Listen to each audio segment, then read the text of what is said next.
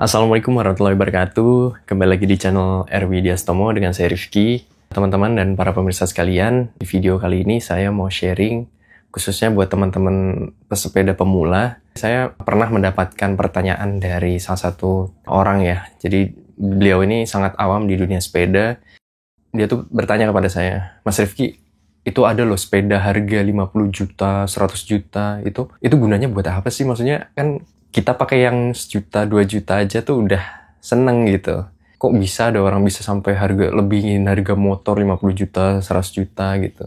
Nah, teman-teman, memang tidak dipungkiri kebahagiaan dan kesenangan orang, hobi, kegemaran itu nggak bisa dinilai pakai uang ya teman-teman. Jadi kalau udah berbicara hobi, kesenangan, kepuasan pribadi itu nggak bisa dinilai pakai uang teman-teman. Memang harga yang dibayarkan itu sesuai dengan value yang didapatkan suatu individu ya. Jadi menurut saya sah-sah aja jika orang membeli sepeda dengan harga 50 juta, 100 juta. Kalau beliau dan orang itu mampu untuk membeli sepeda seharga itu, menurut saya ya sah-sah aja gitu. Karena mungkin dari segi ekonomi mampu, dan daya belinya juga mampu ya, kekuatan finansialnya oke. Jadi buat ngerasa heran dengan orang membeli harga segitu, perlu digarisbawahi, menurut saya itu tidak fair ya kita menjustifikasi seperti itu. Jadi itu sah-sah aja, karena mungkin menurut kita dengan harga segitu tidak valuable, harga sepeda yang sampai puluhan juta itu, bahkan ratusan dibeli, tapi buat orang yang membeli itu sangat valuable, teman-teman. Jadi kita tidak bisa menjudge atau menjaji dengan kata-kata seperti itu. Buat apa harga segitu orang beli gitu. Nah, jadi sebenarnya poinnya bukan itu yang mau saya sampaikan, tapi saya tuh kan buka jasa servis sepeda teman-teman. Nah, saya tuh udah berbagai macam sepeda lah, nggak semua sepeda sih, tapi sudah mengamati dan memegang berbagai macam sepeda. Jadi saya tahu kualitas merek mana yang bagus untuk lokal. Dan kenapa sepeda mahal itu harganya mahal, teman-teman. Nah, saya bisa menilainya. Dan bahkan sepeda murah pun saya bisa menilai, teman-teman. Nah, di video ini saya mau sharing dari pengalaman saya itu. Mengamati dan melihat langsung sepeda-sepeda yang pernah saya tangani, teman-teman. Jadi, berdasarkan pengalaman sendiri, saya mau sharing ke teman-teman dan pemirsa sekalian. Jadi, tidak dipungkiri, teman-teman. Sepeda dengan harga 1 jutaan, dengan sepeda harga yang 20 jutaan ke atas itu sangat berbeda, teman-teman. Yang berbeda apa sih sebenarnya? Yang saya mau bahas yang pertama adalah kualitas material dan kualitas part yang digunakan disematkan di sepeda itu. Saya itu beberapa kali dapat panggilan untuk merakit sepeda yang budget 1 jutaan. Saya bisa paham kenapa sepeda itu harganya segitu, teman-teman. Sepeda itu dengan harga 1 jutaan, itu kualitas partnya bisa saya bilang, teman-teman, kurang bagus lah, kurang presisi. Biasanya bukan merek dari Shimano, teman-teman. Dia cuma KW-nya Shimano, bentuknya sama, tapi dia bukan merek Shimano. Dan saya bisa pastikan, teman-teman, kualitas part itu bisa saya bilang sampah. Karena apa? Walaupun udah di setting-setting, itu kadang suka bautnya tuh kendor lagi. Terus untuk kualitas perkabelannya, housingnya itu juga ketika dibuka end cap-nya, itu kawatnya itu ada yang muncul. Jadi untuk shifting tuh nggak presisi, teman-teman. Jadi banyak PR yang harus dilakukan. Nah, kalau teman-teman beli sepeda di online, kadang tuh langsung ngerakit sendiri, mungkin nggak tahu ilmunya, jadi langsung dipakai terus mengatasnamakan sepeda itu sepeda jelek. Tapi sebenarnya sepeda sejutaan itu nggak bisa dibilang jelek, nggak bisa dibilang bagus ya, teman-teman. Asalkan kita tahu ilmunya, jadi kita beli sepeda itu, lalu kita setting, teman-teman, dengan baik. Memang beli sepeda di online itu lebih murah, tapi ya itu banyak PR-nya, teman-teman. Harus disetting lagi, dikasih pelumas lagi, karena dari pabrikan tuh kadang suka ngasihnya pelit, bahkan nggak ada grease-nya. Grease tuh pelumas, teman-teman. Jadi di bearing, di headset, di bottom bracket, di hub, itu harus di grease lagi. Itu untuk sepeda yang 1 jutaan ya, teman-teman.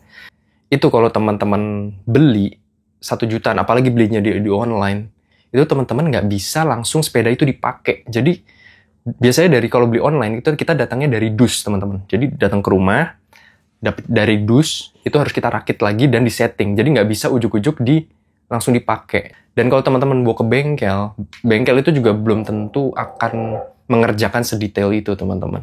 Kecuali bengkel-bengkel yang memang passionate banget di dunia sepeda, Jarang saya di Indonesia, di Jakarta ya khususnya, melihat bengkel sepeda yang mau merakitkan sepeda, ngelihat detail itu sampai sedetail kayak kabel, sampai ngecek-ngecek semua bagian sedetail mungkin, itu jarang banget teman-teman.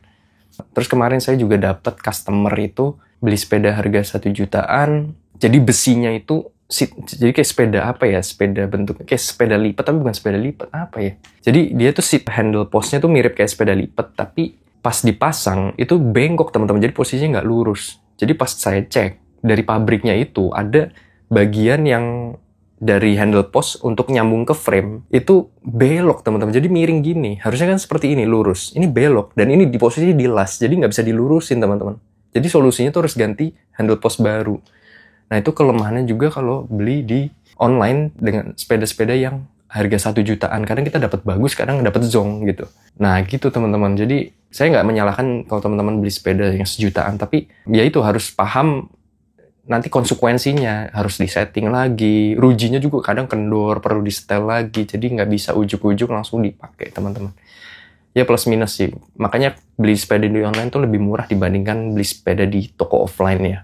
Karena kalau di online kita ya udah dari pabrik, misalkan dari rumah produksi mereka, sepeda tuh langsung di packing box kan. Nah kalau di online tuh langsung dikirim ke kita, jadi ke customer langsung ke rumah tuh langsung dari pabrik bener-bener. Jadi perlu disetting lagi.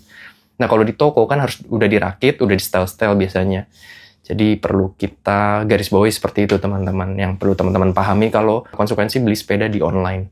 Jadi sepeda bagus itu memang apa sih teman-teman? Jadi sepeda bagus itu menurut saya sepeda yang sudah tersetting dengan baik, nyaman dikendarain, bikin hati kita senang, dan sepeda yang sesuai budget kita teman-teman. Itu menurut saya sepeda yang bagus itu.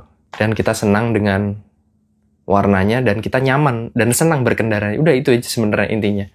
Bukan masuk kita ngomongin uang, budget, harganya berapa. Enggak. Tadi kita udah bahas sepeda yang 1 jutaan ya teman-teman, itu yang budget banget. Nah, apa sih yang sepeda yang harga-harga puluhan juta sampai bahkan ratusan juta. Jadi yang membedakan sepeda murah sama sepeda mahal itu sebenarnya komponennya teman-teman. Jadi semakin mahal komponennya itu semakin lebih ke ini sih teman-teman, lebih ke presisi. Untuk shiftingnya lebih halus. Teknologi yang disematkan lebih enak dipakai. Pokoknya feedback ke kita itu lebih enak gitu. Nah itu sebenarnya yang harga yang harus kita keluarkan untuk mendapatkan sensasi enaknya itu. Jadi kehalusan komponen, mungkin juga dari merek ya. Ketika kita pakai merek misalkan Cannondale, Pinarello atau apa gitu, kita lebih pede gitu rasa itu. Sebenarnya yang baik kita bayar itu teman-teman. Dan juga sepeda mahal tuh biasanya pakai material yang premium seperti bahan-bahan titanium, bahan-bahan karbon. Itu sih. Jadi beberapa parts kayak Shimano Claris sama Dura Ace itu pasti beda teman-teman dari segi bobot, karena misalkan Dura Ace itu menggunakan material, ada yang karbon, ada yang titaniumnya. Jadi itu sebenarnya yang bikin mahal teman-teman, karena itu material-material yang eksotis material ya. Nah jadi semua dikembalikan ke individu teman-teman sekalian. Jadi seperti apa sih sepeda yang kita butuhkan sebenarnya gitu.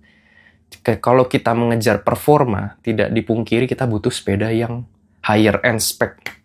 Kalau kita cuma buat ke Indomaret, aktivitas bekerja hari-harian, kita nggak perlulah beli sepeda yang puluhan juta itu, karena juga ya kita tahu apalagi kayak di ibu kota Jakarta itu, kalau kita pakai sepeda bagus itu kita langsung jadi pusat perhatian, dan dengan masyarakat yang majemuk itu bisa menimbulkan kecemburuan sosial teman-teman. Jadi ya kalau buat hari-hari kerja back to work, saya tidak menyarankan menggunakan sepeda yang terlalu bagus, karena itu akan mengundang ya teman-teman. Ya teman-teman paham sendirilah para pemirsa seperti apa yang saya maksud. Jadi sepeda mahal itu memang sebenarnya lebih memberikan value lebih gitu. Lebih ringan, lebih nyaman digendarain, lebih pride, lebih bangga kita menggunakannya. Ya sesuai lah dengan harga yang ditawarkan. Seperti itu teman-teman. Ini diskusi santai ya teman-teman. Saya tidak menjaji murah atau mahal, enggak. Saya cuma hanya memberi gambaran dan wawasan seperti yang saya amati, sepeda-sepeda yang saya amati dan saya pegang dengan pengalaman saya coba sharing melalui video ini. Oke teman-teman, mungkin video ini bisa bermanfaat. Oke, assalamualaikum warahmatullahi wabarakatuh. Sampai jumpa di video selanjutnya.